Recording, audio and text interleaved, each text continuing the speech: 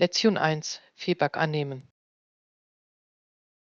Hallo Anna, ich wollte mit dir über die Präsentation sprechen, die wir letzte Woche gehalten haben. Ich würde gerne Ihr Feedback dazu hören.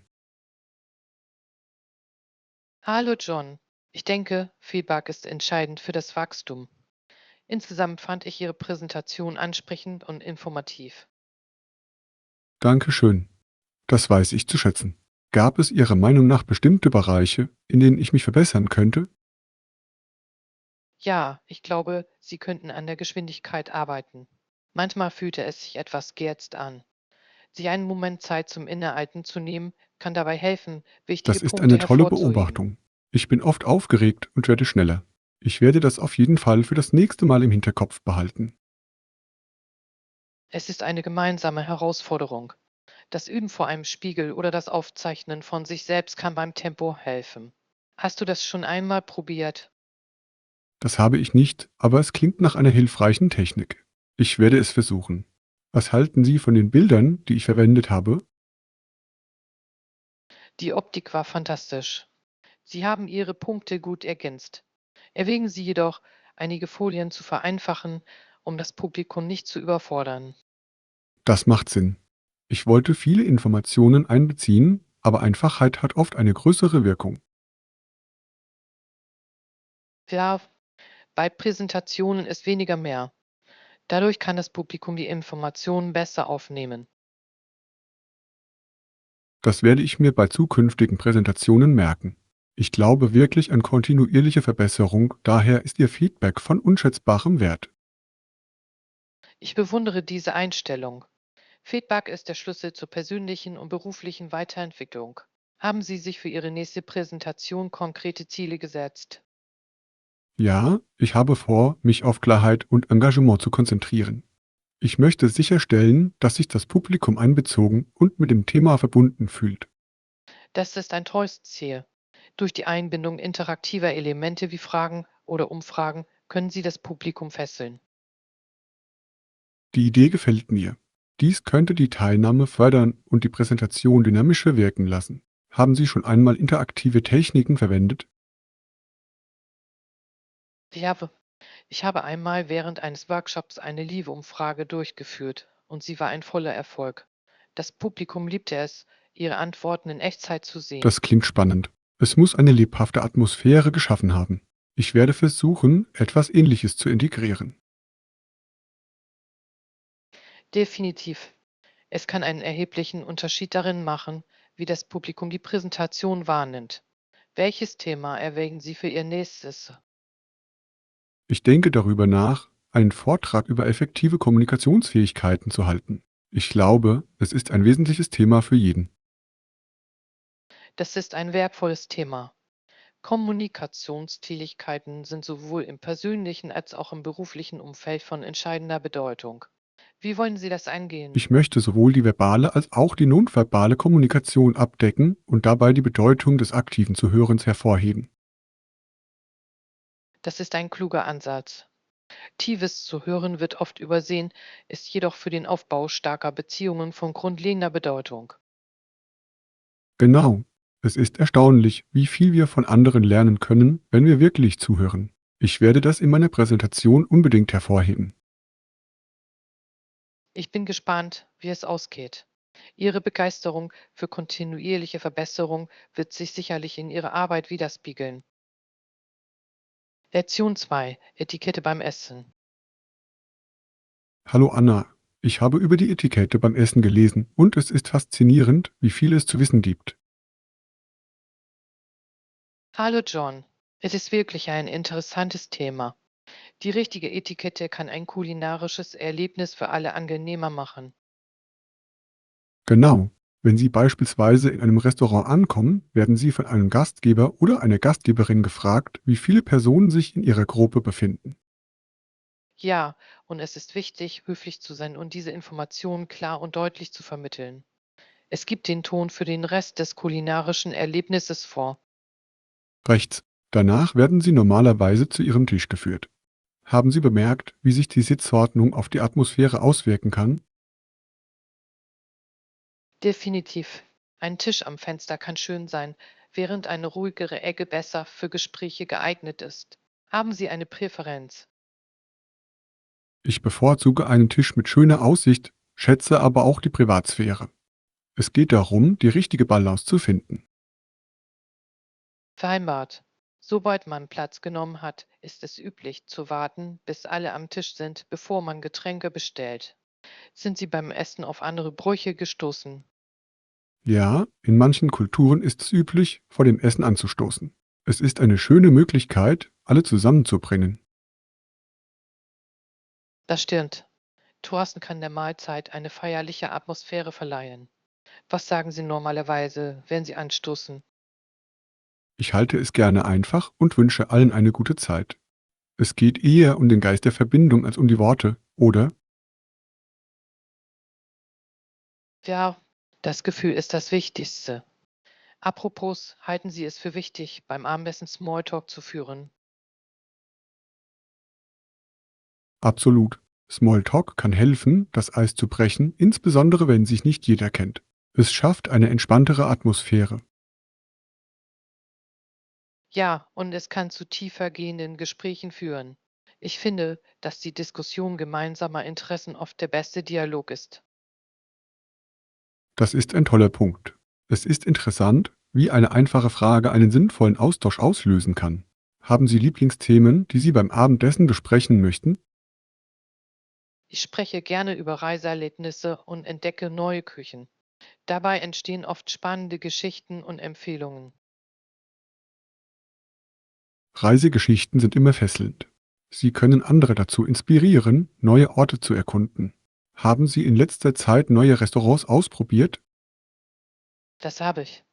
Ich habe letzte Woche ein thailändisches Restaurant besucht und die Aromen waren unglaublich. Das scharfe Curry war ein Highlight. Das hört sich köstlich an. Ich liebe es, verschiedene Küchen auszuprobieren. Thailändisches Essen hat eine wunderbare Geschmacksmischung. Was ist dein Lieblingsgericht? Ich würde sagen, Pad Thai ist mein Favorit. Es ist eine perfekte Mischung aus süß, sauer und herzhaft. Was ist mit dir? Ich mag grünes Curry. Die Kombination aus Kokosmilch und Gewürzen ist unwiderstehlich. Essen Sie lieber auswärts oder kochen Sie lieber zu Hause? Ich schätze beides. Essen gehen eignet sich hervorragend, um neue Dinge auszuprobieren, aber zu Hause zu kochen kann lohnender sein. Was denken Sie? Ich stimme zu. Wenn Sie zu Hause kochen, haben Sie die Möglichkeit zu experimentieren und etwas Einzigartiges zu schaffen. Außerdem ist es oft wirtschaftlicher. Ja, es ist auch eine Möglichkeit, Liebe und Fürsorge mit Familie und Freunden zu teilen. Haben Sie in letzter Zeit neue Rezepte ausprobiert? Ich habe kürzlich eine hausgemachte Pizza gemacht und dabei mit verschiedenen Belegen experimentiert. Es war ein Hit. Das hört sich lustig an. Selbstgemachte Pizza ermöglicht Kreativität. Welche Toppings hast du gewählt? Ich habe mich für klassische Peperoni entschieden und zur Abwechslung etwas frisches Basilikum hinzugefügt. Es hat so einen schönen Geschmack hinzugefügt. Frische Basilikum ist eine wunderbare Ergänzung. Ich liebe es, Kräuter beim Kochen zu verwenden. Sie können ein Gericht deutlich aufwerten. Das tun sie wirklich. Es ist erstaunlich, wie ein wenig Würze eine Mahlzeit verwandeln kann. Apropos Transformation. Glauben Sie, dass sich die Etikette mit der Zeit weiterentwickelt? Bitte Ruf. Die Etikette beim Essen kann sich aufgrund kultureller Veränderungen und Generationsunterschiede ändern. Es ist wichtig, über aktuelle Praktiken informiert zu bleiben. Lektion 3: Eisepläne. Hallo Anna, ich freue mich auf unsere bevorstehende Reise. Haben Sie schon über die Reiseroute nachgedacht? Hallo John. Ja, ich habe einige Ideen im Kopf. Ich denke, wir sollten ein paar historische Stätten besuchen und die lokale Küche probieren. Das klingt nach einem guten Plan. Die Erkundung historischer Stätten kann unser Verständnis der Kultur wirklich verbessern. Ja, besonders interessiert mich der Besuch der alten Burg. Ich habe gehört, dass die Architektur atemberaubend ist. Ich habe Bilder gesehen und es sieht großartig aus. Überprüfen Sie einfach, ob Sie Bahntickets im Voraus buchen müssen. Tolle Erinnerung. Ich werde mir das heute ansehen. Es ist immer besser, Tickets frühzeitig zu sichern, um Ärger in letzter Minute zu vermeiden. Absolut. Außerdem können wir durch frühzeitige Buchungen manchmal Geld sparen. Haben Sie schon die Zugfahrpläne überprüft? Noch nicht, aber ich habe vor, das in Kürze zu tun. Ich möchte sicherstellen, dass wir günstige Zeiten für unsere Reisen wählen. Das ist klug. Eine Reise zur richtigen Zeit kann die Reise viel angenehmer machen. Bevorzugen Sie Zugfahrten am Morgen oder am Nachmittag? Ich bevorzuge Morgenfahrten. Es hat etwas Erfrischendes, den Tag mit einer Reise zu beginnen, die vor uns liegt. Ich stimme zu. Das Morgenlicht ist wunderschön und gibt uns nach unserer Ankunft den ganzen Tag Zeit zum Erkunden. Ja, außerdem ist es schön, Zeit zum Eingewöhnen zu haben, bevor man losfährt. Wir sollten auch über unsere Unterkunft nachdenken. Reicht's? Haben Sie konkrete Vorstellungen von Orten, an denen wir übernachten sollten? Ich denke an ein gemütliches Bed und Breakfast. Es wäre schön, lokale Gastfreundschaft und hausgemachte Mahlzeiten zu erleben. Das hört sich herrlich an. Der Aufenthalt in einem Bed- und Breakfast bietet im Vergleich zu Hotels oft eine persönlichere Note. Ja, und es kann eine großartige Möglichkeit sein, andere Reisende zu treffen und Erfahrungen auszutauschen. Möchten Sie mir bei der Suche nach Optionen helfen? Natürlich. Lassen Sie uns zusammensitzen und einige Rezensionen durchstöbern. Ich bin mir sicher, dass wir einen bezaubernden Ort finden können. Das wäre perfekt. Ich liebe es, Rezensionen zu lesen, um einen Eindruck davon zu bekommen, was mich erwartet. Es hilft uns, fundierte Entscheidungen zu Definitiv. treffen. Darüber hinaus können wir auch den Standort berücksichtigen. Wenn wir in der Nähe von Sehenswürdigkeiten bleiben, sparen wir Zeit und Energie. Ja, es ist bequem, nahegelegene Sehenswürdigkeiten zu Fuß zu erreichen, anstatt auf Transportmittel angewiesen zu sein. Haben Sie darüber nachgedacht, was wir einpacken sollen? Ja, ich denke, wir sollten bequeme Schuhe einpacken, da wir wahrscheinlich viel laufen werden. Es ist wichtig für die Erkundung. Vierter Punkt. Ich werde auch eine leichte Jacke mitbringen, da es auch in den wärmeren Monaten abends kühl werden kann. Das ist eine kluge Idee. Auf Reisen ist Layering der Schlüssel. Gibt es bestimmte Gegenstände, die Sie immer einpacken? Ich bringe immer ein tragbares Ladegerät für mein Telefon mit. Es ist sehr praktisch zum Fotografieren und Navigieren. Ich kann nur zustimmen. Das Aufladen unserer Geräte ist entscheidend, um während unserer Abenteuer in Verbindung zu bleiben. Ja, und ich führe gerne ein kleines Reisetagebuch, um meine Gedanken und Erlebnisse festzuhalten. Es ist schön, später darüber nachzudenken. Das ist eine tolle Praxis. Über unsere Reisen zu schreiben hilft, Erinnerungen zu bewahren. Vielleicht fange ich auch an, einen mitzubringen. Du solltest. Es kann eine unterhaltsame Möglichkeit sein, unsere Reise zu dokumentieren und sie später mit Freunden zu teilen. Ich freue mich auf diese Reise. Es wird eine fantastische Erfahrung voller Entdeckungen und Lernen sein. Hilf. Ich kann es kaum erwarten, neue Orte zu entdecken und gemeinsam wundervolle Erinnerungen zu schaffen. Lektion 4: Einblick in die Geschichte. Hallo Anna, ich bin kürzlich auf einige faszinierende Informationen über das Songwriting im 19. Jahrhundert gestoßen. Wussten Sie, dass im Jahr 1851 viele Liedermacher ein mäßig gutes Einkommen aus ihrer Hallo Arbeit John, hatten? das ist wirklich interessant. Es ist erstaunlich, darüber nachzudenken, wie sich die Musik seitdem entwickelt hat. Welche Lieder waren damals beliebt? Die meisten Lieder konzentrierten sich auf Themen wie Liebe, Verlust und Alltag. Viele wurden in Salons und bei öffentlichen Versammlungen aufgeführt und machten die Musik für jedermann zugänglich. Das muss eine lebendige gesellschaftliche Atmosphäre geschaffen haben. Ich stelle mir vor, dass Menschen zusammenkommen, um Geschichten auszutauschen und gemeinsam Auftritte zu genießen. Genau. Musik war ein wichtiger Teil des Gemeinschaftslebens. Apropos Geschichte. Ich habe gelesen, dass im Jahr 1851 eine bemerkenswerte Persönlichkeit des Liederschreibens eine Tochter namens Vivian, Marion das hatte. ist faszinierend. Wissen Sie, wer dieser Songwriter war? Ja, es war Stephen Foster, der oft als Vater der amerikanischen Musik gilt. Seine Beiträge prägten die Popmusik in den Vereinigten Staaten.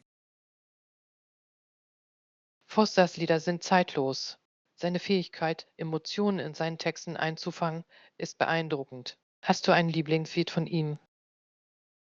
Mir gefällt Oh sehr gut, Susanna. Es hat eine eingängige Melodie und erzählt eine entzückende Geschichte. Was ist mit dir? Ich mag Campo, mag es wirklich. Es ist so lebendig und ich kann nicht anders, als jedes Mal mitzusingen, wenn ich es höre.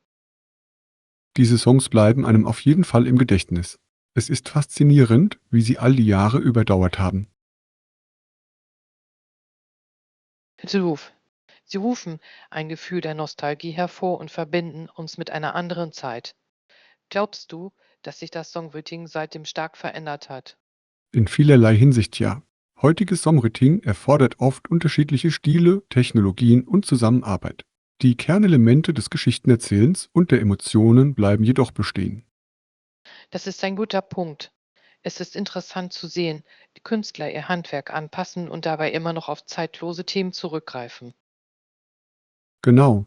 Und mit dem Aufkommen der sozialen Medien haben Künstler nun mehr Möglichkeiten, ihre Musik zu teilen und direkt mit dem Publikum in Kontakt zu treten.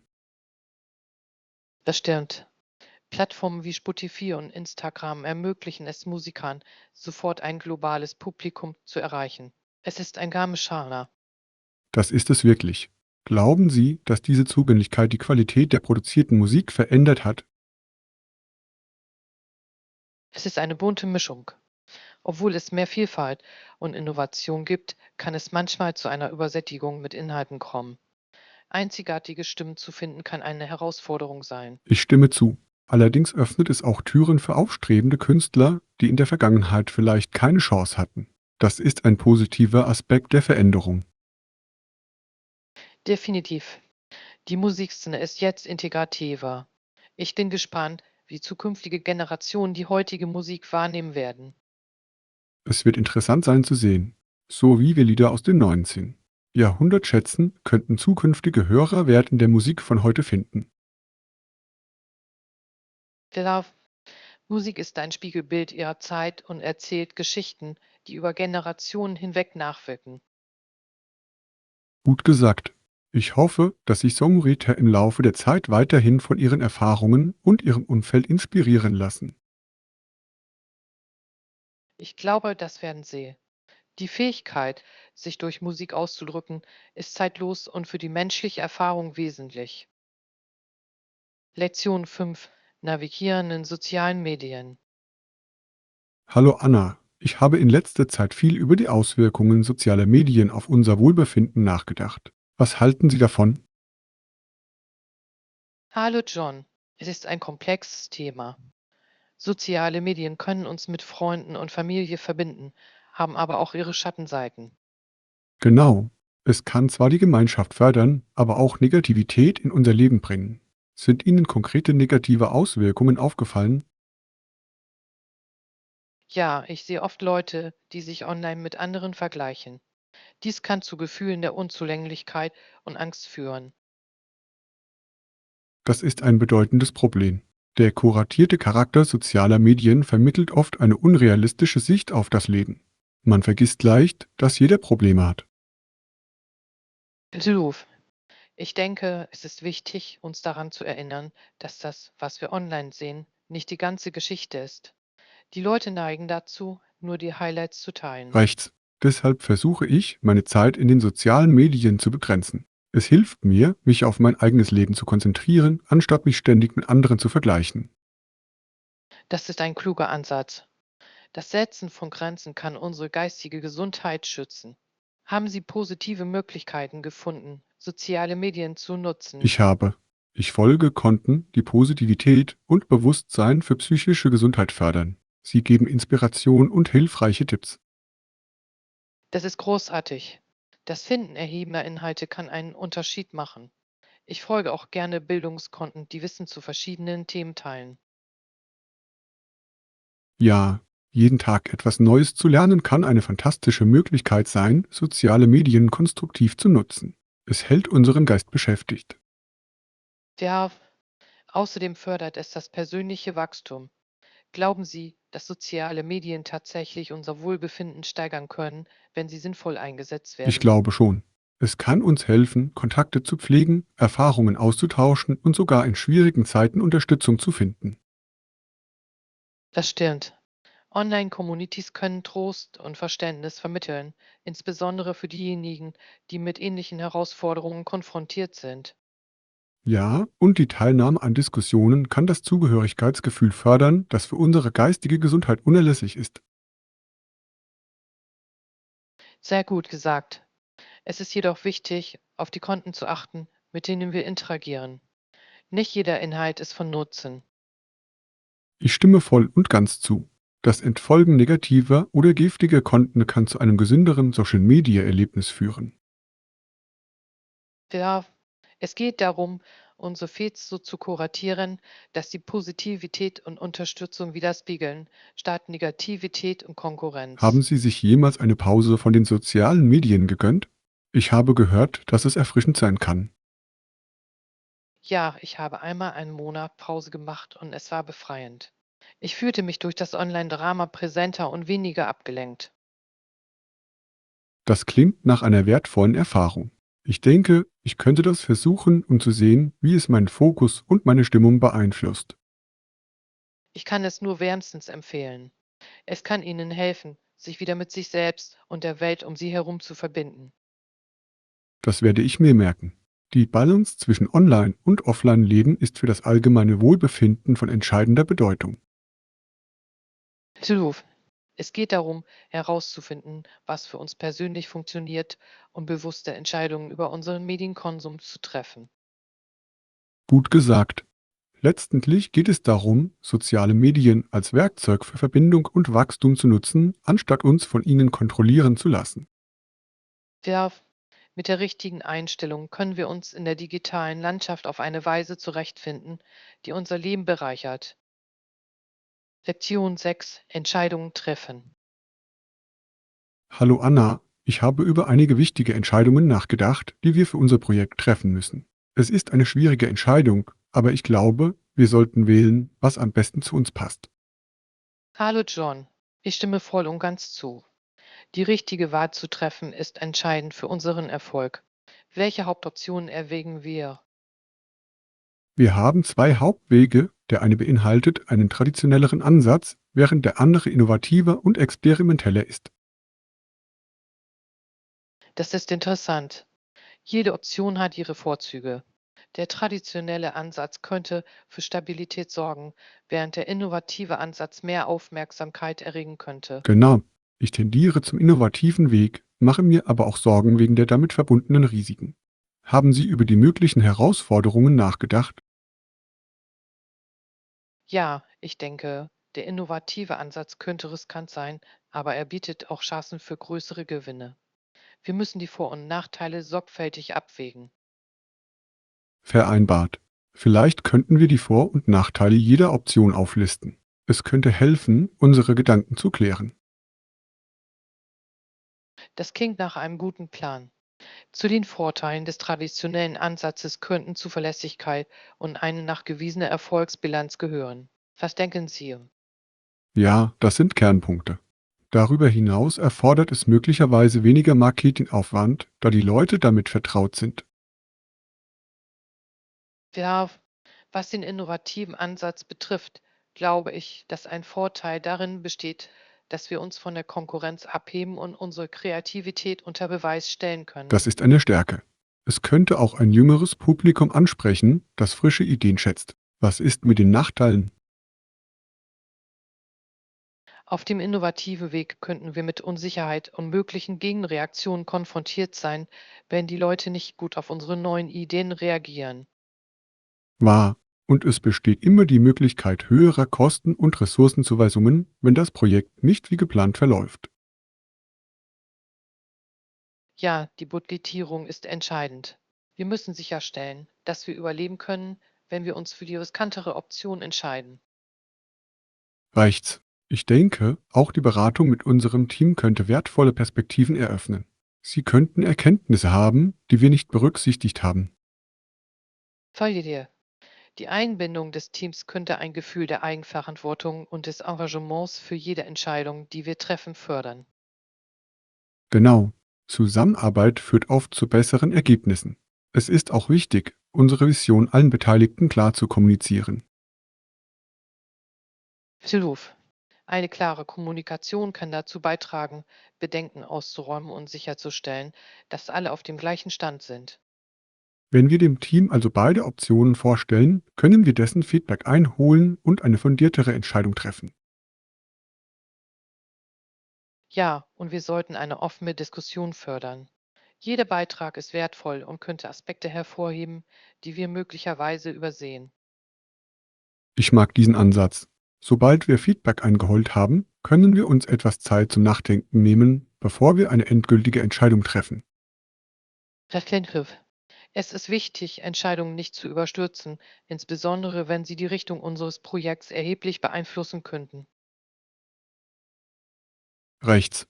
Wenn wir uns die Zeit zum Analysieren und Nachdenken nehmen, können wir die Option auswählen, die unseren Zielen und Werten entspricht. Ja, letztendlich geht es darum, das zu wählen, was sowohl persönlich als auch beruflich am besten zu uns passt. Lektion 7: Den Cotswold erkunden. Hallo Anna, ich habe über unsere bevorstehende Reise nachgedacht und denke, wir sollten uns die Wanderung auf den malerischen Wanderwegen des Cotswold Way nicht entgehen lassen. Hallo John, das klingt absolut wunderbar. Die Cotswolds sind für ihre atemberaubenden Landschaften und charmanten Dörfer bekannt. Genau. Die Wanderwege bieten atemberaubende Ausblicke und ich habe gehört, dass die Erfahrung sehr bereichernd ist. Sind Sie schon einmal dorthin gewandert? Nein, das habe ich nicht, aber ich habe Fotos gesehen und sie sehen bezaubernd aus. Die sanften Hügel und das lebendige Grün wirken so einladend. Das tun sie wirklich. Ich habe gelesen, dass sich der Cotswold Way über eine Länge von etwa 102 Meilen erstreckt, was zahlreiche Möglichkeiten zur Erkundung bietet.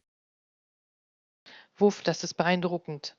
Wir konnten jeden Tag verschiedene Abschnitte zum Wandern auswählen und dabei eine Vielzahl von Landschaften und Attraktionen erleben. Ja, außerdem gibt es unterwegs mehrere malerische Dörfer, in denen wir eine Erfrischung und lokale Köstlichkeiten genießen können. Das klingt herrlich. Ich würde gerne etwas traditionellen Cotswold-Käse und vielleicht ein Stück hausgemachten Kuchen in einem örtlichen Café probieren. Absolut. Die Unterstützung lokaler Unternehmen und das Genießen der Landschaft machen das Erlebnis noch spezieller. Wie beurteilen Sie den Schwierigkeitsgrad der Strecken? Ich habe gelesen, dass die meisten Teile moderat sind, was ermutigend ist. Wir sollten es schaffen, solange wir unser Tempo beibehalten. Vereinbart. Es ist wichtig, sich Zeit zu nehmen und die Reise zu genießen, anstatt sie zu überstürzen. Haben Sie darüber nachgedacht, was Sie für die Wanderung einpacken sollen? Ja, ich denke, wir sollten bequeme Wanderschuhe, viel Wasser und ein paar Snacks für Energie mitbringen. Ein guter Rucksack ist ebenfalls unerlässlich. Definitiv. Ich empfehle außerdem, eine Kamera mitzubringen, um die wunderschönen Landschaften einzufangen. Wir werden uns an dieses Abenteuer erinnern. Tolle Idee. Ich kann mir diese atemberaubenden Panoramaaufnahmen schon vorstellen. Außerdem könnten wir unterwegs auf einige bezaubernde Wildtiere stoßen. Das stimmt. Die Cotswolds sind die Heimat einer vielfältigen Flora und Fauna. Es wäre erstaunlich, einige einheimische Vögel oder sogar Hirsche zu beobachten. Tja, es hat mir schon immer Spaß gemacht, die Natur zu beobachten. Es verleiht unseren Wanderungen eine zusätzliche Spannung. Gibt es bestimmte Wanderwege, die Sie besonders interessieren? Ich habe von dem Abschnitt gelesen, der durch Puerto weiterführt. Mit seinen malerischen Brücken und Spazierwegen am Flussufer ist es als Venedig der Cotswolds bekannt. Das hört sich herrlich an. Ich würde gerne am Fluss entlang spazieren und vielleicht ein paar Fotos machen. Auch die Architektur in diesem Bereich sieht atemberaubend aus. Absolut. Und wir können auch die Geschäfte und Galerien im Dorf erkunden. Es wäre eine großartige Möglichkeit, in die lokale Kultur einzutauchen. Ich kann es kaum erwarten. Diese Reise entwickelt sich zu einem unglaublichen Abenteuer. Wir sollten auch darüber nachdenken, ein paar Ruhetage einzuplanen, um uns zu entspannen und Das ist neue eine kluge Energie zu Idee. tanken. Die Balance zwischen Wandern und Auszeiten wird uns helfen, das Erlebnis in vollen Zügen zu genießen. Vielleicht finden wir ein gemütliches Gasthaus zum Entspannen nach unseren Wanderungen. Darf ein warmer und einladender Ort zum Entspannen ist nach einem langen Tag auf den Wanderwegen perfekt. Wir konnten uns sogar ein schönes Abendessen gönnen. Klingt nach einem Plan. Ich freue mich wirklich auf diese Reise und all die Erinnerungen, die wir gemeinsam schaffen werden. Tjoch, die Erkundung des Cotswold-W wird sicherlich ein Höhepunkt unserer Abenteuer sein. Stellen Sie sicher, dass wir jedes Detail sorgfältig planen. Lektion 8: Souvenirs und Erinnerungen. Hallo Anna, ich habe über unsere bevorstehende Reise nachgedacht und wie wichtig es ist, Souvenirs mitzubringen. Sie sind die beste Erinnerung an eine Reise. Hallo John, ich stimme voll und ganz zu. Souvenirs dienen als greifbare Erinnerung an unsere Erlebnisse und die besuchten Orte. Genau. Sie haben oft einen sentimentalen Wert und können beim späteren Betrachten wunderbare Erinnerungen wecken. Welche Art von Souvenirs sammeln Sie normalerweise? Ich liebe es, lokales Kunsthandwerk und handgefertigte Gegenstände zu sammeln. Sie erzählen eine Geschichte über die Kultur und die Handwerker des Ortes. Ich Was ist sammle mit eher dir? Magnete und Postkarten. Sie lassen sich leicht verpacken und zu Hause ausstellen. Mit jedem ist eine besondere Erinnerung verbunden. Das ist eine tolle Idee. Postkarten sind wie kleine Kunstwerke und können auch eine unterhaltsame Möglichkeit sein, mit Freunden und Familie zu kommunizieren. Absolut. Das Versenden von Postkarten von unseren Reisen verleiht uns eine persönliche Note. Haben Sie Lieblingssouvenirs von vergangenen Reisen? Ich habe einmal in Portugal eine wunderschöne Keramikschale gekauft. Es erinnert mich an die lokalen Märkte und die leuchtenden Farben der Region. Das hört sich herrlich an. Ich erinnere mich, dass Sie das erwähnt haben. Es muss wunderbare Erinnerungen an die Erkundung dieser Märkte wecken. Definitiv. Jedes Mal, wenn ich es benutze, denke ich an das köstliche Essen und die freundlichen Menschen, die ich dort getroffen habe. Es ist, als ob ein Teil meiner Reisen bei mir ist. Mit meinem Magneten aus Paris geht es mir genauso. Jedes Mal, wenn ich es sehe, denke ich an die atemberaubende Architektur und die bezaubernden Straßen. Paris ist so ein magischer Ort. Haben Sie bestimmte Sehenswürdigkeiten besucht, die Ihnen besonders aufgefallen sind? Ja, ich habe den Eiffelturm und den Louvre besucht. Die Kunst und Geschichte sind unglaublich. Ich nahm sogar an einer Führung teil, was das Erlebnis noch reicher machte. Das klingt erstaunlich. Eine Führung kann Einblicke gewähren, die Ihnen sonst vielleicht entgehen würden. Ich denke, es ist eine großartige Möglichkeit, mehr über einen Ort zu erfahren. Genau. Ich würde gerne in Zukunft mehr Führungen machen. Sie führen oft zu unerwarteten Entdeckungen und verborgenen Schätzen. Ich stimme zu. Und manchmal können Sie einzigartige Souvenirs vorschlagen, die Sie in typischen Geschäften nicht finden würden. Haben Sie schon einmal bei einer Tour ein besonderes Souvenir gefunden? Ja, während einer Markttour in Mexiko habe ich handgefertigten Schmuck entdeckt, der mir sonst nicht aufgefallen wäre. Es ist ein wunderschönes Stück, das ich schätze. Das ist wunderbar. Es ist immer schön, hinter einem Souvenir eine Geschichte zu haben. Es macht es noch bedeutungsvoller. Definitiv. Ich denke, dass das Teilen dieser Geschichten mit Freunden und der Familie das Erlebnis der Reise bereichert. Was ist das ungewöhnlichste Souvenir, das Sie jemals mitgebracht haben? Ich habe einmal in Indonesien ein traditionelles Musikinstrument gekauft. Es war etwas schwierig, es zu tragen, aber es erinnert mich an die Musik und Kultur dort. Das ist einzigartig. Instrumente können eine so reiche kulturelle Bedeutung haben. Hast du gelernt, es zu spielen? Ich habe es ein bisschen versucht, aber es ist eine ziemliche Herausforderung. Dennoch erinnere ich mich jedes Mal, wenn ich es in die Hand nehme, an die wunderschönen Auftritte, die ich Das ist gesehen die Magie habe. von Souvenirs, nicht wahr? Sie versetzen uns in diese Momente zurück, egal wie weit wir entfernt sind. Ja, ich denke, es ist wichtig, Souvenirs auszuwählen, die wirklich bei uns ankommen und nicht nur etwas Zufälliges auszuwählen. Lektion 9: Zusammenarbeit für den Erfolg. Hallo Anna, ich habe über unser Projekt nachgedacht und darüber, wie wichtig es für uns ist, das Fachwissen und die Ressourcen jeder Partei zu nutzen. Es erscheint sinnvoll, uns auf unsere Rollen zu einigen. Hallo John, ich stimme voll und ganz zu. Klar definierte Rollen können unsere Effizienz steigern und sicherstellen, dass wir unsere Fähigkeiten optimal nutzen. Genau. Ich verfüge zum Beispiel über fundierte Kenntnisse im Marketing, sodass ich in diesem Bereich die Führung übernehmen kann. Was würden Sie Ihrer Meinung nach am liebsten erledigen? Aufgrund meiner Erfahrung in Forschung und Analyse würde ich mich gerne auf das Sammeln von Daten und Erkenntnissen konzentrieren. Dies wird uns helfen, fundierte Entscheidungen zu treffen. Das klingt perfekt. Solide Daten werden unsere Marketingstrategien definitiv stärken. Wir sollten auch darüber nachdenken, wie wir uns während des gesamten Prozesses gegenseitig unterstützen können. Südhof. Zusammenarbeit ist der Schlüssel. Wir könnten regelmäßige Check-ins vereinbaren, um unsere Fortschritte und etwaige Herausforderungen zu besprechen. Tolle Idee. Diese Treffen würden es uns ermöglichen, gemeinsam Aktualisierungen auszutauschen und Lösungen zu erarbeiten.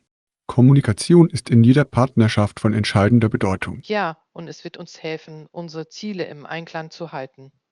Darüber hinaus sollten wir alle Ressourcen identifizieren, die wir möglicherweise benötigen, um unsere Aufgaben effektiv zu erfüllen. Vereinbart. Glauben Sie, dass wir spezielle Tools oder Software für die Datenanalyse und das Marketing benötigen? Definitiv. Für die Datenanalyse könnten Software wie Excel oder Tableau sehr nützlich sein. Für das Marketing möchten wir vielleicht Social Media Management Tools erkunden. Das ist ein guter Punkt. Tools wie Hootsuite oder Bofa können uns dabei helfen, Beiträge zu planen und das Engagement zu analysieren. Es kann uns viel Zeit sparen. Ja, Effizienz ist von entscheidender Bedeutung, insbesondere wenn wir enge Fristen haben. Wie denken Sie über die Budgetierung dieser Tools? Ich denke, es ist wichtig, Mittel für die notwendigen Ressourcen bereitzustellen. Wir sollten ein Budget erstellen, das unsere voraussichtlichen Ausgaben, einschließlich Softwareabonnements, darlegt. Das ist klug. Ein klares Budget hilft uns, mehr Ausgaben zu vermeiden und sicherzustellen, dass wir unsere Ressourcen effektiv einsetzen.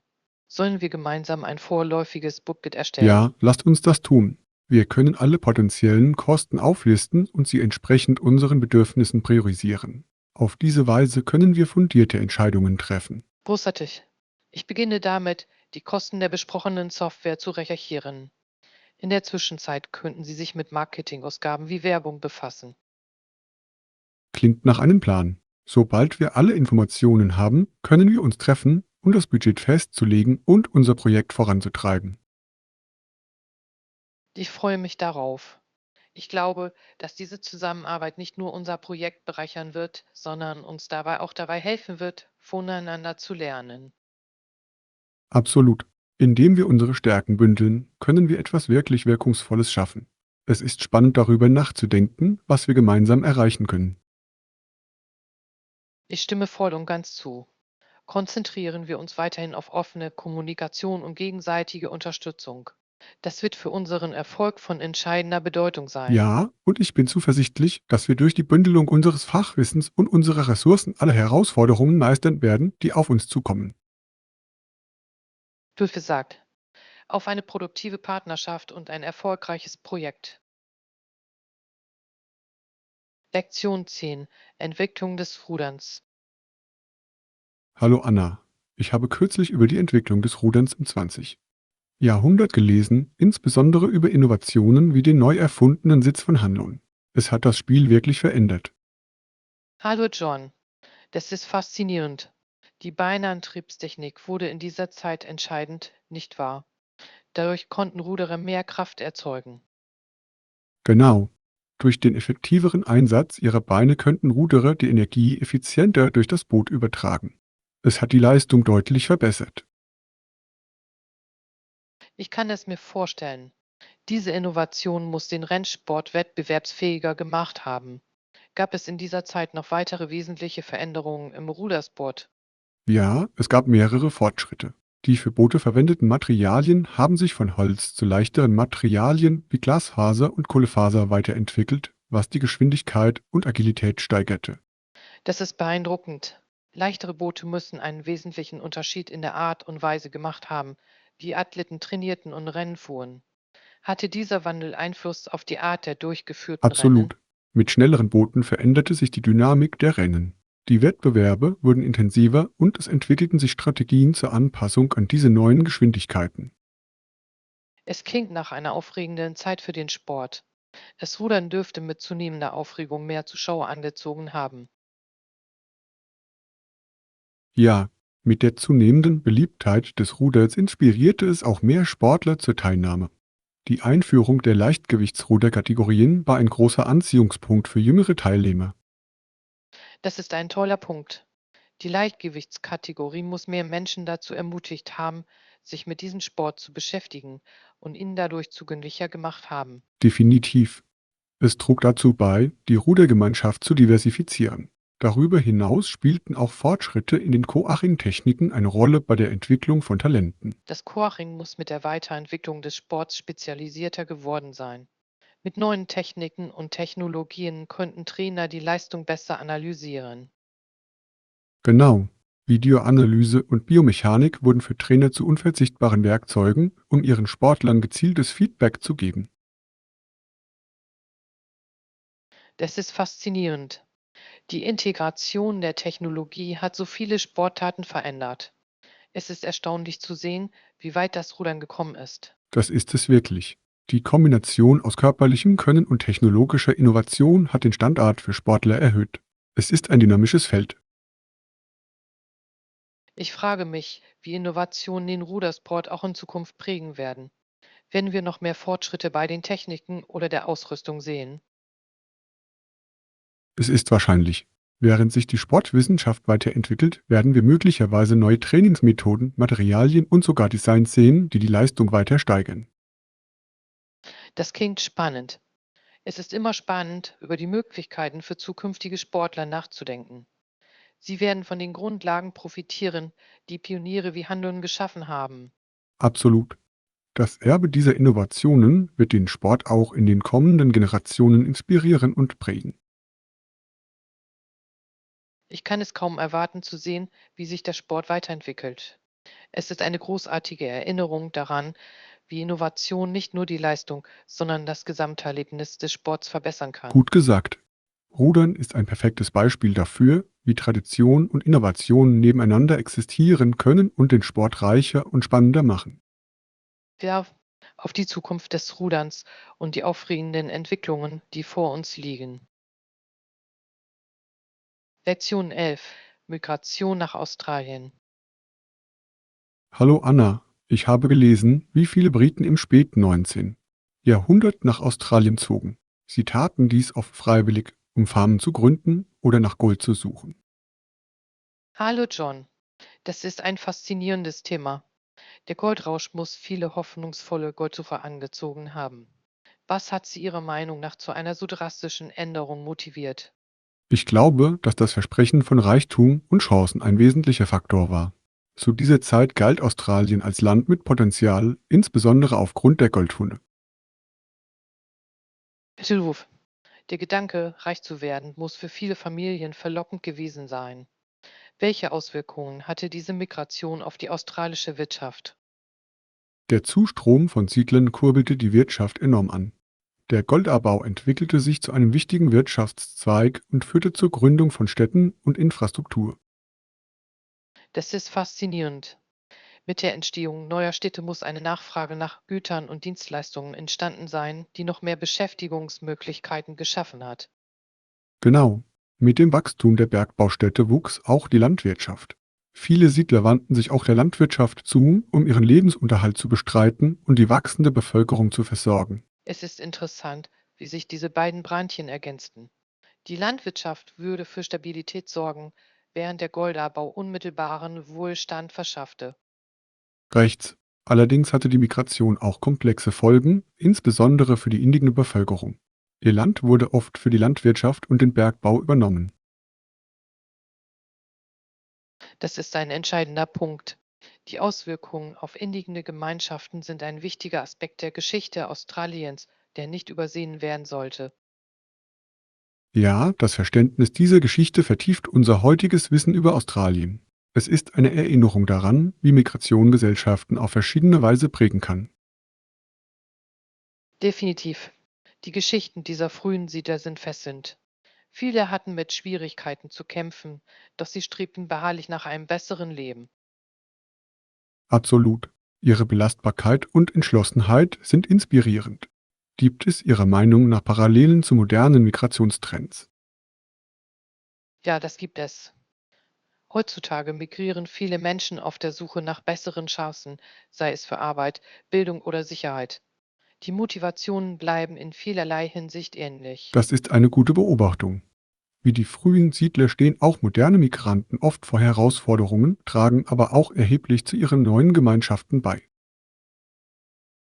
Ja, jede Migrationswelle bringt ihre eigene einzigartige Kultur und Fähigkeiten mit sich und bereichert die Gesellschaft als Ganzes. Es ist ein kontinuierlicher Zyklus von Wachstum und Gut Anpassung. gesagt.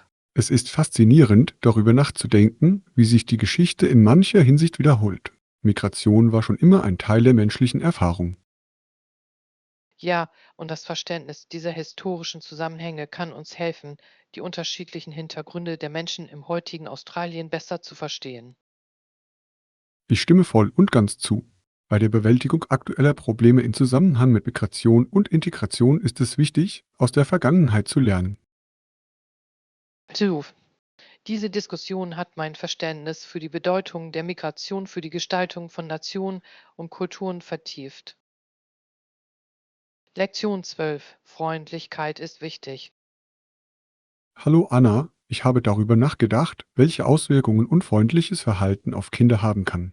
Manchmal sagen oder tun Erwachsene Dinge, die Kinder sehr unglücklich machen.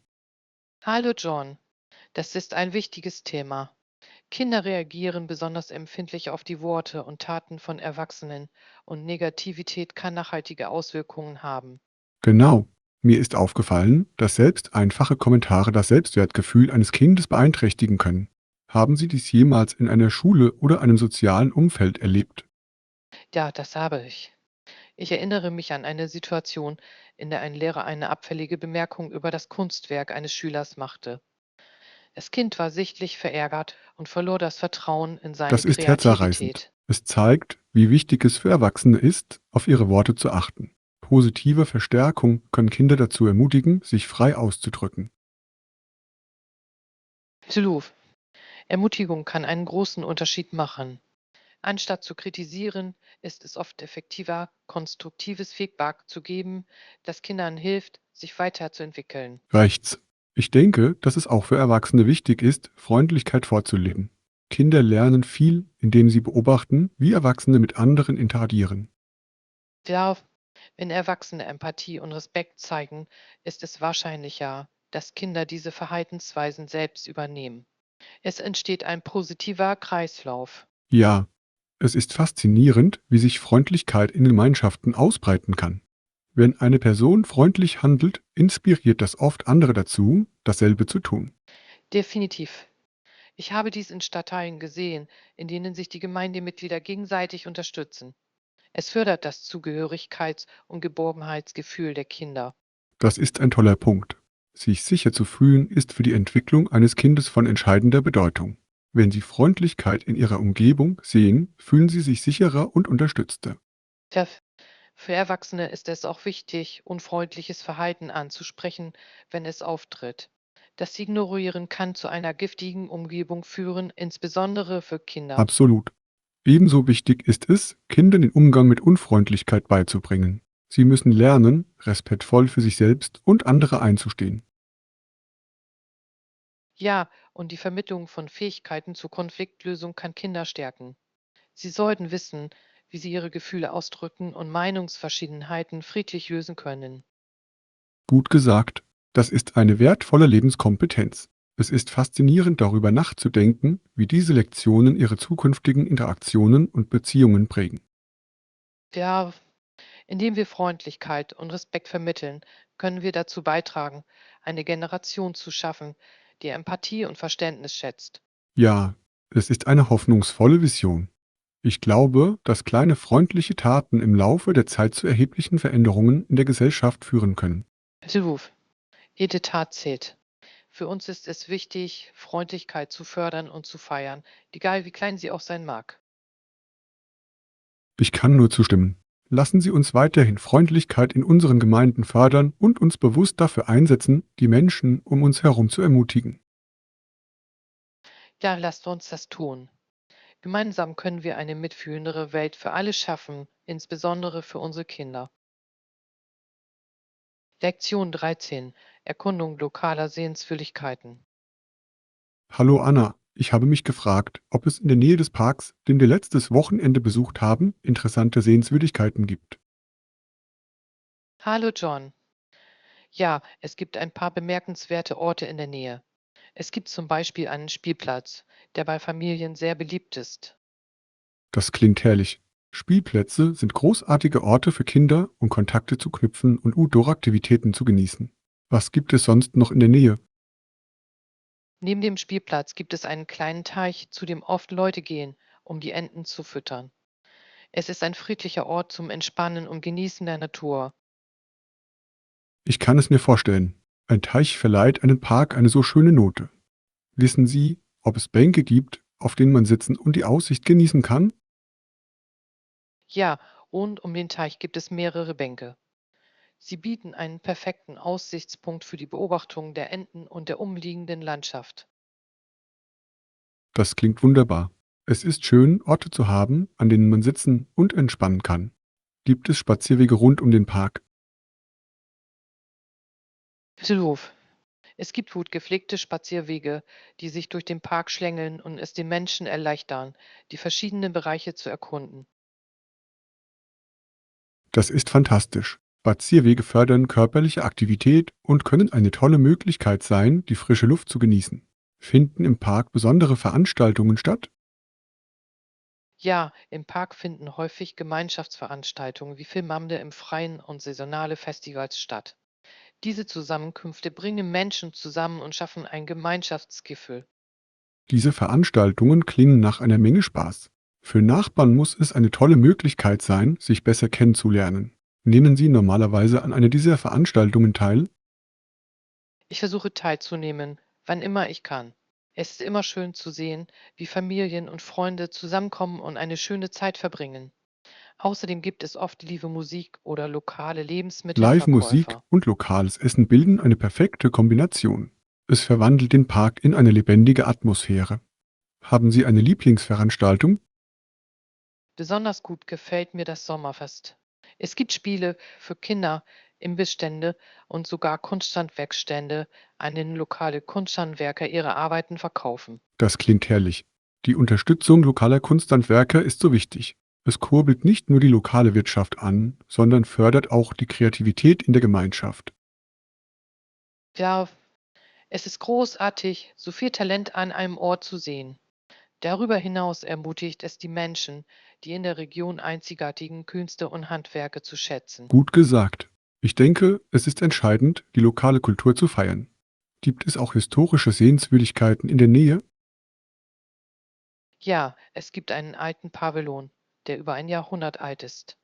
Es ist ein wunderschönes Bauwerk und dient oft als Hintergrund für Hochzeitsfotos. Das ist herrlich. Pavillons haben eine so bezaubernde Ausstrahlung. Es muss für Paare schön sein, an ihrem besonderen Tag einen so malerischen Ort zu haben. Absolut. Der Pavillon verleiht dem Park eine romantische Note. Es ist auch ein schöner Ort für Gemeindetreffen und Konzerte. Es hört sich so an, als hätte der Park wirklich viel zu bieten. Ich würde es gerne weiter erkunden, insbesondere während einer dieser Community-Veranstaltungen. Du solltest. Es ist eine wunderbare Möglichkeit, die lokale Kultur kennenzulernen und neue Leute kennenzulernen. Außerdem gibt es immer etwas Neues zu entdecken. Lektion 14. Das richtige Fahrrad auswählen. Hallo Anna, ich habe über unseren Plan nachgedacht, dieses Wochenende neue Fahrräder zu kaufen. Das ist ein guter Plan. Hallo John. Ich stimme zu. Es ist aufregend, neue Fahrräder auszuwählen. Wir sollten die Fahrräder auch Probe fahren, bevor wir uns für den Kauf entscheiden. Absolut. Probefahrten sind unbedingt erforderlich. Dadurch bekommen wir ein Gefühl dafür, wie sich jedes Fahrrad verhält und ob es unseren Bedürfnissen entspricht. Welche Art von Fahrrad erwägen Sie? Ich tendiere zu einem Hybridrad. Ich möchte etwas Vielseitiges, das sowohl auf Stadtstraßen als auch auf leichten Wegen zurechtkommt. Bitte. Ich denke über ein Mountainbike nach. Ich fahre gerne in unebenem Gelände und erkunde Trails, deshalb möchte ich etwas, das für diesen Zweck gebaut ist. Das macht Sinn. Mountainbikes eignen sich hervorragend für Offroad-Abenteuer. Haben Sie Recherchen zu bestimmten Modellen durchgeführt? Ja, ich habe mir einige Marken angesehen, die für ihre Haltbarkeit und Leistung bekannt sind. Besonders interessiert mich das Federungssystem, da es den Komfort stark beeinflussen kann. Guter Punkt. Besonders auf holprigen Strecken kann ein gutes Federungssystem einen großen Unterschied machen. Suchen Sie nach bestimmten Funktionen? Ich hätte gerne ein Fahrrad mit Scheibenbremsen für eine bessere Bremskraft, insbesondere bei Nässe. Sicherheit hat für mich oberste Priorität. Das ist sehr wichtig. Scheibenbremsen sind beim Mountainbiken auf jeden Fall von Vorteil. Ich denke auch über einen leichten Rahmen nach, um die Manövrierfähigkeit zu erleichtern. Leichte Rahmen eignen sich hervorragend für Geschwindigkeit und Kontrolle. Es ist interessant, wie die Technologie das Fahrraddesign im Laufe der Jahre verbessert hat. Ja, Fortschritte bei Materialien und Technik haben dazu geführt, dass Fahrräder effizienter und angenehmer zu fahren sind.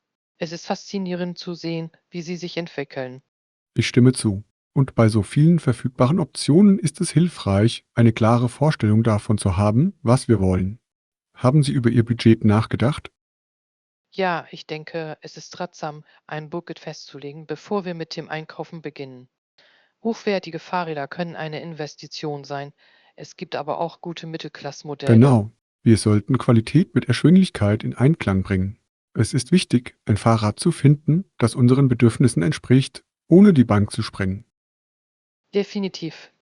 Ich denke auch, dass wir die Garantie und den Kundendienst in Betracht ziehen sollten.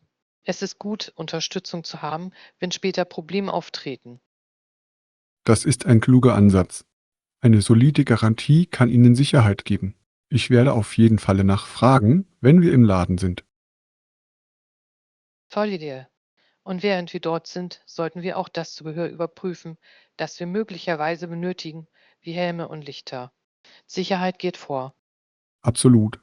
Ein guter Helm ist zum Schutz unerlässlich. Wir sollten uns auch nach Fahrradschlössern umsehen, um unsere Fahrräder zu sichern, wenn wir nicht fahren. Ja, die Investition in geeignete Schlösser ist von entscheidender Bedeutung, insbesondere in belebten Gegenden, in denen Diebstahl ein Problem darstellen kann. Es ist besser, auf Nummer sicher Genau. zu gehen. Ich freue mich auf diesen Einkaufsbummel. Es tut gut, in etwas zu investieren, das Fitness- und Outdoor-Aktivitäten fördert.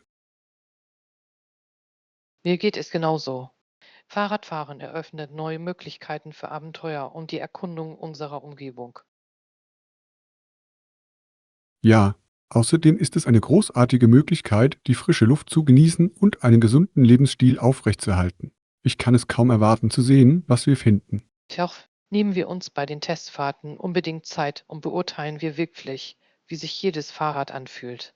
Es ist eine wichtige Entscheidung. Lektion 15: Zukunftsziele. Hallo Anna, ich habe viel über mein zukünftiges Studium nachgedacht. Ich tendiere zum Studium der Betriebswirtschaftslehre. Hallo John, das klingt nach einer guten Wahl. Die Betriebswirtschaftslehre deckt ein breites Themenspektrum ab und kann zu vielen Karrieremöglichkeiten führen. Genau. Ich glaube, dass es mir in verschiedenen Bereichen weitere Türen öffnen wird. Haben Sie irgendwelche Gedanken darüber, was Sie studieren könnten? Ich denke darüber nach, ein Studium der Umweltwissenschaften anzustreben.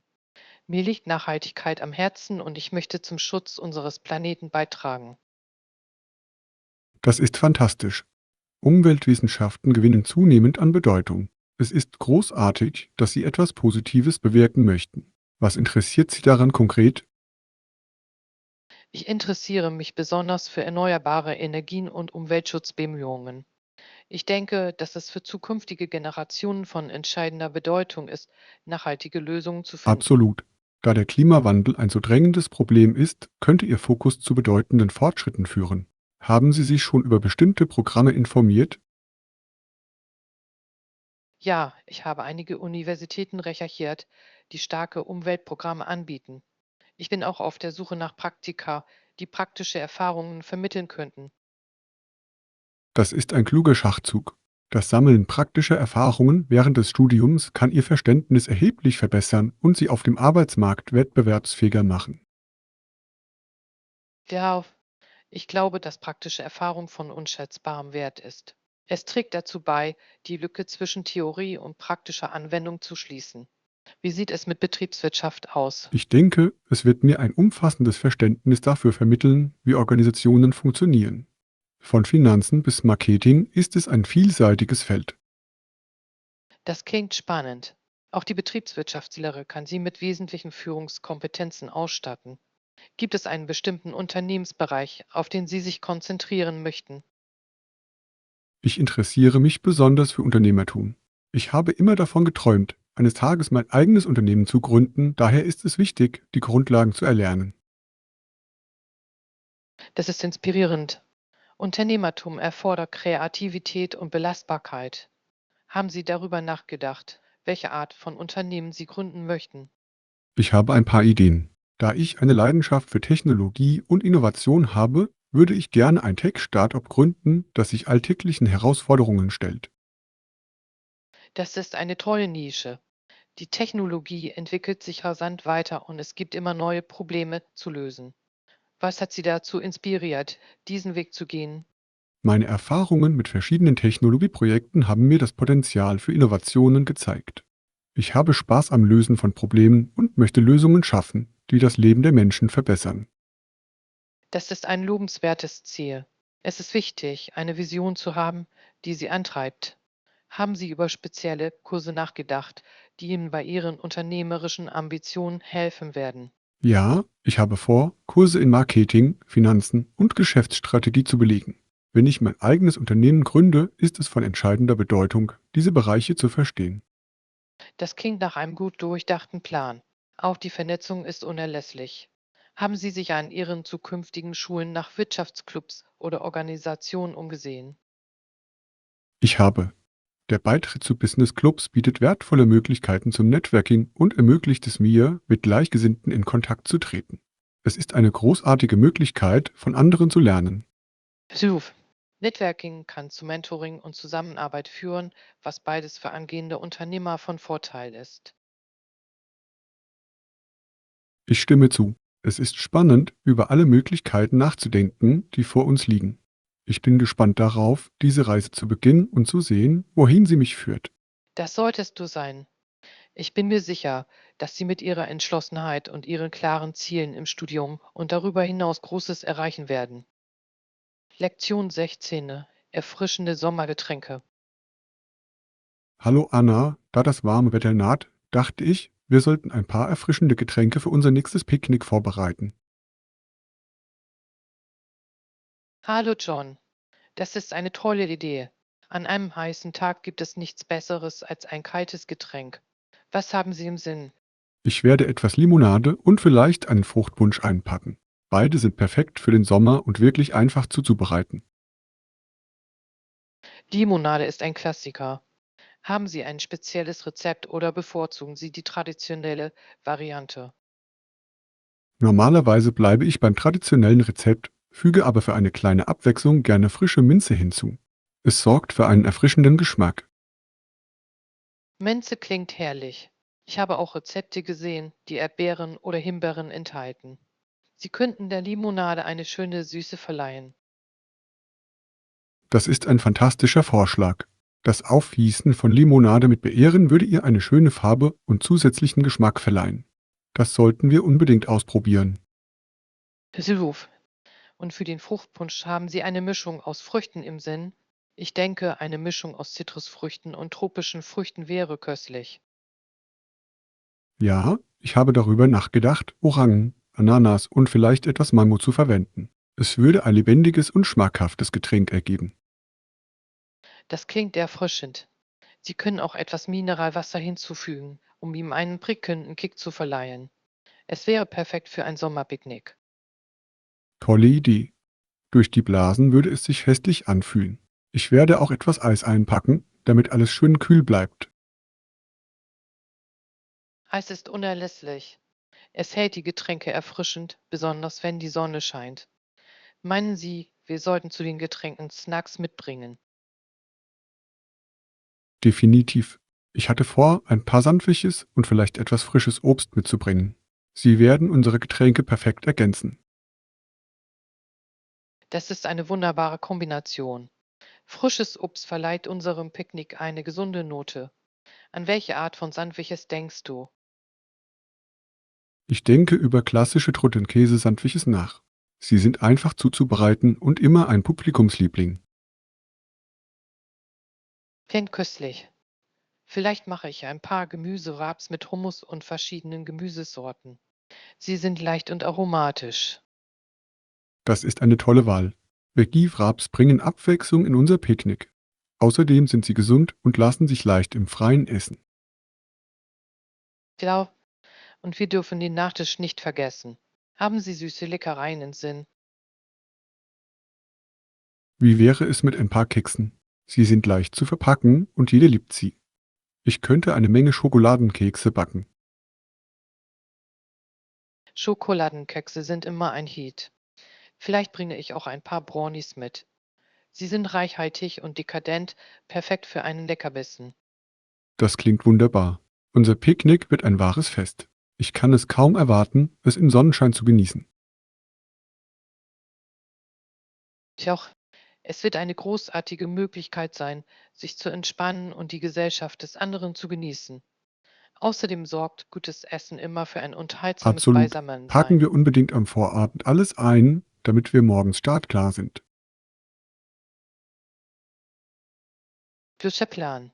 Ich freue mich darauf.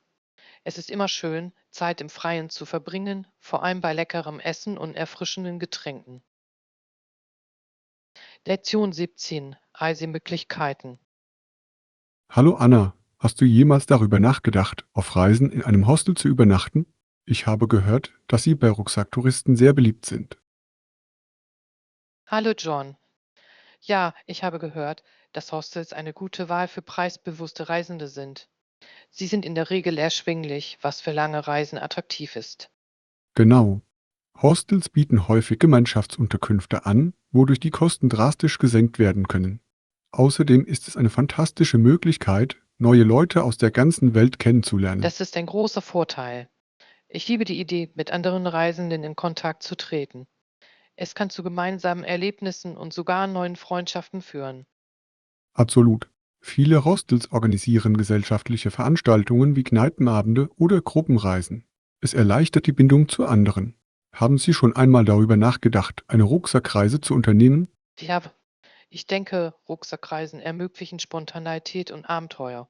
Sie können Orte in ihrem eigenen Tempo erkunden, ohne einen festen Reiseplan einzuhalten. Das stimmt. Die Flexibilität ist wunderbar. Sie können Ihre Pläne basierend auf den Empfehlungen anderer Reisender, die Sie treffen, ändern. Ja, einige der besten Reiseerlebnisse entstehen durch unerwartete Begegnungen. Sind Sie irgendwohin mit dem Rucksack gereist? Ich bin letztes Jahr mit dem Rucksack durch Südostasien gereist. Es war unglaublich. Die Hostels dort waren lebhaft und ich habe so viele interessante Leute kennengelernt. Das klingt erstaunlich.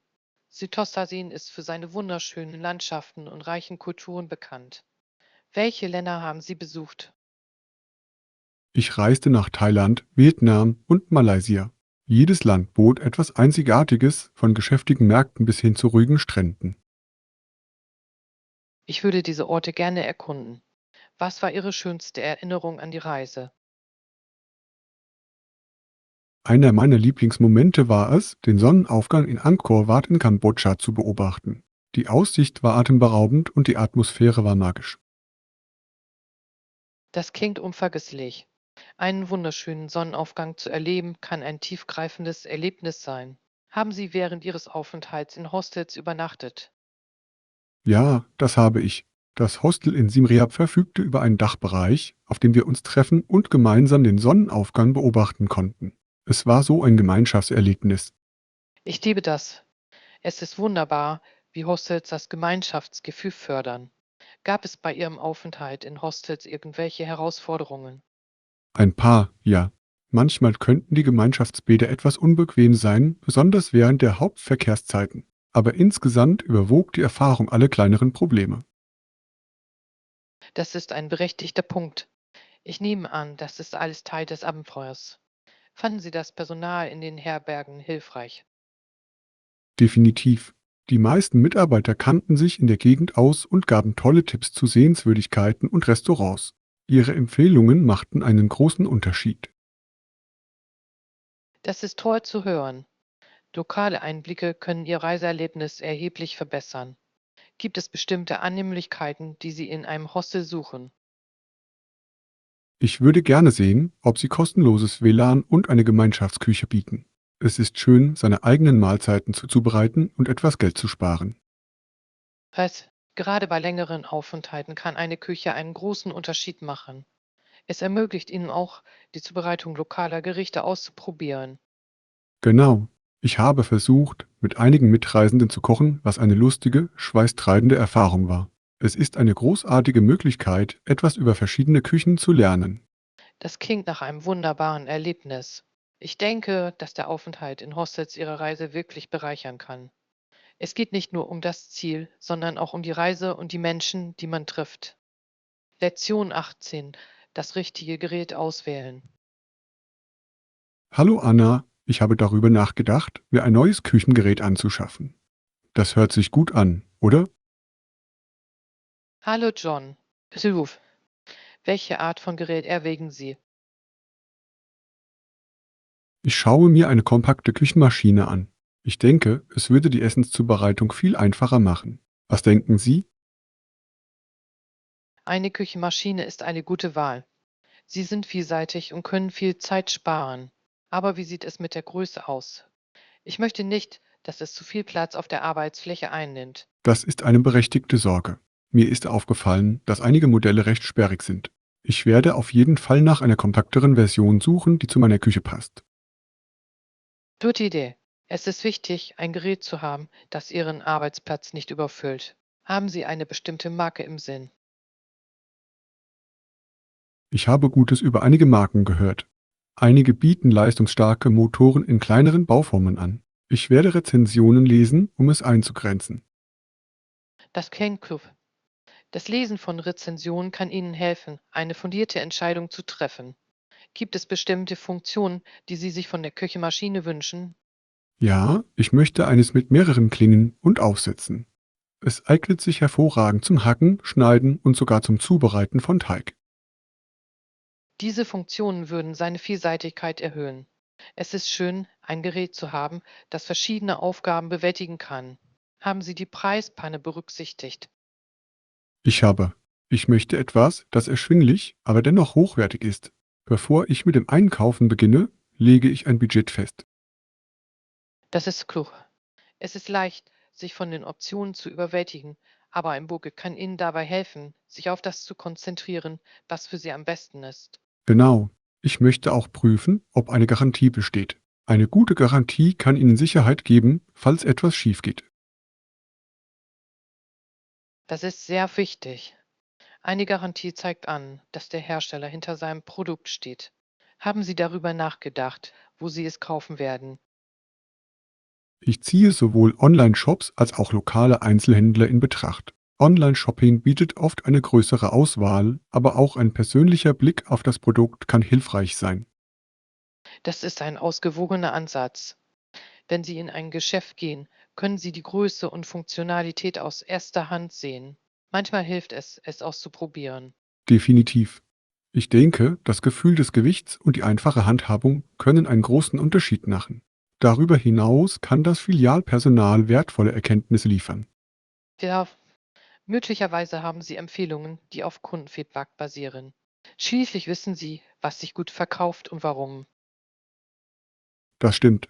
Das werde ich beim Einkaufen im Hinterkopf behalten. Ich freue mich, eine Küchenmaschine zu finden, die perfekt zu meinen Bedürfnissen passt. Ich freue mich auch für dich. Sobald Sie es haben, müssen Sie mir zeigen, welche köstliche Mahlzeiten Sie zubereiten. Absolut. Ich kann es kaum erwarten, ein paar gesunde Gerichte zuzubereiten. Es wird Spaß machen, mit neuen Rezepten zu experimentieren. Kochen kann eine so lohnende Erfahrung sein, besonders wenn man seine Kreationen mit Freunden teilt. Ja, ich liebe es, Dinnerpartys zu veranstalten und eine Küchenmaschine wird mir definitiv dabei helfen, Mahlzeiten effizienter zuzubereiten. Das klingt nach einem wunderbaren Plan. Mit den richtigen Werkzeugen macht das Kochen viel mehr Spaß. Ich freue mich darauf, Ihre kulinarischen Kreationen zu probieren. Lektion 19. Nachhaltige Modeentscheidungen. Hallo Anna, ich habe darüber nachgedacht, meine Garderobe aufzufrischen. Ich möchte es nachhaltiger machen. Hallo John, das ist ein fantastischer Ansatz. Nachhaltige Mode wird immer wichtiger. Es trägt definitiv dazu bei, Abfall zu reduzieren und unterstützt ethische Praktiken. Genau, ich habe gelesen, dass Fast Fashion viel zu Umweltproblemen beiträgt. Ich möchte in hochwertige Stücke investieren, die länger halten. Das ist eine kluge Entscheidung. Wenn Sie in hochwertige Kleidungsstücke investieren, müssen Sie diese nicht so oft ersetzen, was besser für den Planeten ist. Ich stimme zu. Außerdem ist es eine großartige Möglichkeit, mit meinem Stil kreativ zu werden. Ich kann zeitlose Stücke kombinieren, anstatt ständig neue Trends zu kaufen. So, zeitlose Stücke können vielseitig sein und für verschiedene Anlässe elegant unerlässlich gekleidet werden. Haben Sie bestimmte Artikel im Sinn? Ich suche eine klassische Jeans und ein paar neutrale Oberteile. Das sind Basics, die mit fast allem kombiniert werden können. Gute Entscheidungen. Neutrale Farben lassen sich leicht verarbeiten. Haben Sie darüber nachgedacht, in Second-Hand-Läden oder Second-Hand-Läden einzukaufen? Ja, das habe ich. Secondhand Shopping ist eine hervorragende Möglichkeit, einzigartige Stücke zu finden und gleichzeitig nachhaltig zu sein.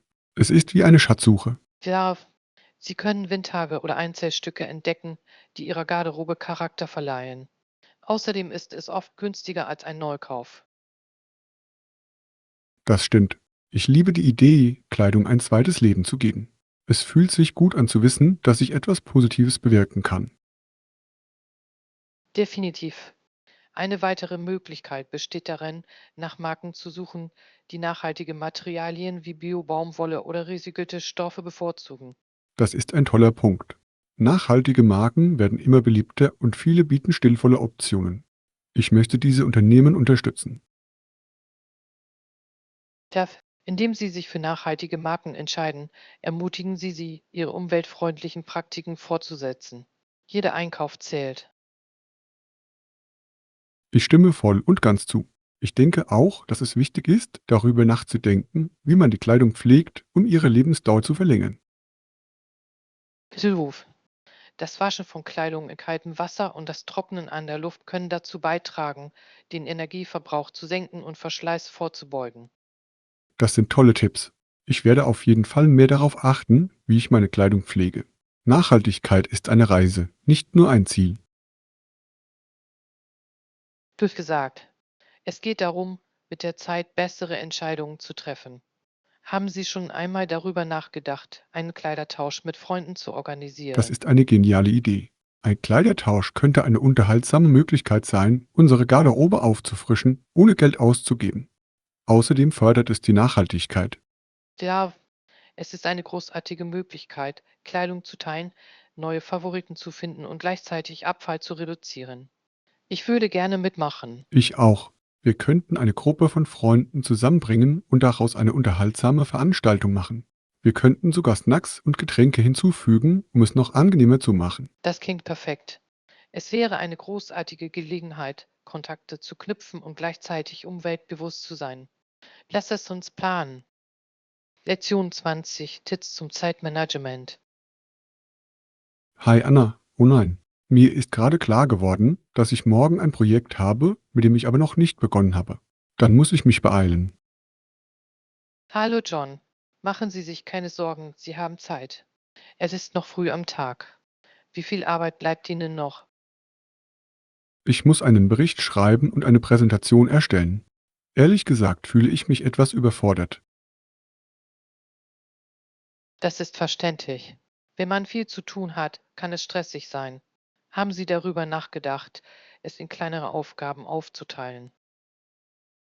Das ist eine gute Idee. Wenn ich die Arbeit in Abschnitte unterteile, fühlt sie sich vielleicht leichter zu bewältigen an. Ich beginne zunächst mit dem Bericht. Tolle Wahl. Durch das Verfassen des Berichts erhalten Sie eine solide Grundlage für Ihre Präsentation. Wie lange wird es Ihrer Meinung nach dauern? Ich denke, es wird etwa 2 Stunden dauern. Danach kann ich mich auf die Folien konzentrieren. Ich hoffe, dass ich alles rechtzeitig fertigstellen kann. Ich glaube, dass du es schaffen kannst. Bleiben Sie einfach konzentriert und minimieren Sie Ablenkungen.